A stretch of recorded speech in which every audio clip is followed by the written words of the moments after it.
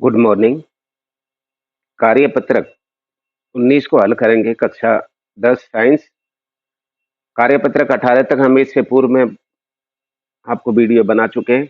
आप उसमें जाएं और उसमें देखें। कार्यपत्रक 19 प्रश्न 1, मनुष्य में बौनेपन के क्या कारण हो सकते हैं? उत्तर, मनुष्य में बौनेपन के निम्न कारण हो सकते हैं: पौष्टिक आहार की कमी, वृद्धि हार्मोन की कमी, आनुवंशिक लक्षण और टर्नर सिंड्रोम। प्रश्न 2, मानव शरीर के चित्र में निम्नांकित अंतःस्रावी ग्रंथियों की स्थिति बताइए। ये अपने चित्र में अपने देखते रहे। पहला है पिनियल ग्रंथि, यह है पीयूष ग्रंथि, अवटु ग्रंथि, यह है अधिवृक्क ग्रंथि, यह है अंडाशय ग्रंथि,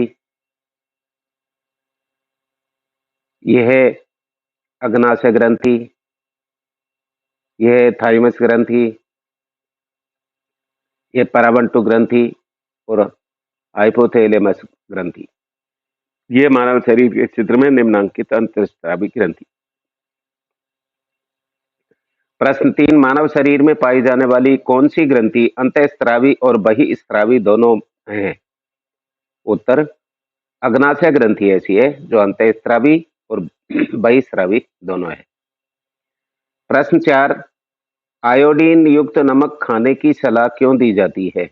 उत्तर, क्योंकि आयोडीन थायराइड ग्रंथि में थायरोक्सिन हार्मोन के स्राव में सहायक होता है। स्राव में सहायक होता है। प्रश्न 5, खाली जगह, यह साइटोकाइकिन नामक पादप हार्मोन कोशिका विभाजन को प्रेरित करता है। कौन सा? साइटोकाइनिन। कार्यपत्रक 20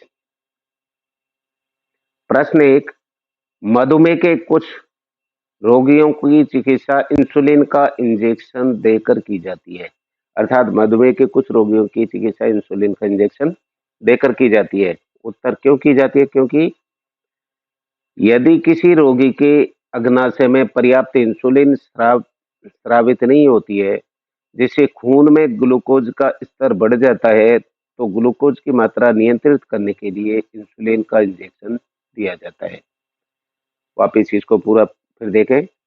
अर्थात यदि किसी रोगी के अग्नाशय में पर्याप्त इंसुलिन स्रावित नहीं होती है, जिससे खून में ग्लूकोज का स्तर बढ़ जाता है, तो ग्लूकोज की मात्रा नियंत्रित करने के लिए इंसुलिन का इंजेक्शन दिया जाता है। प्रश्न 2, तंत्रिका कोशिका का नामांकन चित्र। ये तंत्रिका कोशिका का नामांकन चित्र है, इसको सारे देख लें।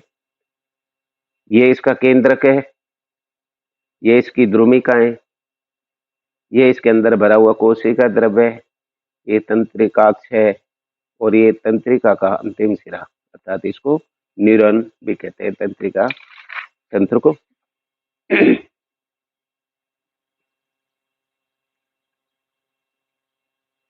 प्रश्न 3, मिलान कीजिए। अंतःस्रावी ग्रंथि और स्रावित हार्मोन कौन सा हार्मोन स्रावित करती है? अग्नाशय ग्रंथि है, ये कौन सा करती है? इंसुलिन। वृषण ग्रंथि है, ये कौन सा? टेस्टोस्टेरोन। अंडाशय ग्रंथि है, ये एस्ट्रोजन। थायराइड ग्रंथि, ये अपने थायरॉक्सिन। पीयूष ग्रंथि, ये वृद्धि हार्मोन। एड्रेनल ग्रंथि, ये एड्रेनल। इन हार्मोनों को स्रावित करती है। प्रश्न 4, एक न्यूरॉन में विद्युतीय संकेतों का रासायनिक संकेतों में परिवर्तन होता है। उत्तर, अक्षतंतु के द्वारा स्रावित होता है।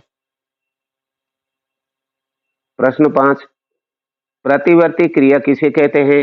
प्रतिवर्ती चाप का चित्र बनाते हुए संपूर्ण प्रक्रिया को समझाइए।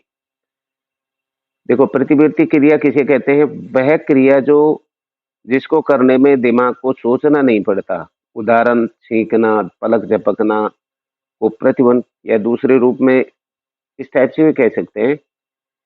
अर्थात अचानक परिवर्तन के प्रति जन्मजात व बिना सोचे समझे होने वाली अनुक्रिया को प्रतिवर्ती क्रिया कहते हैं।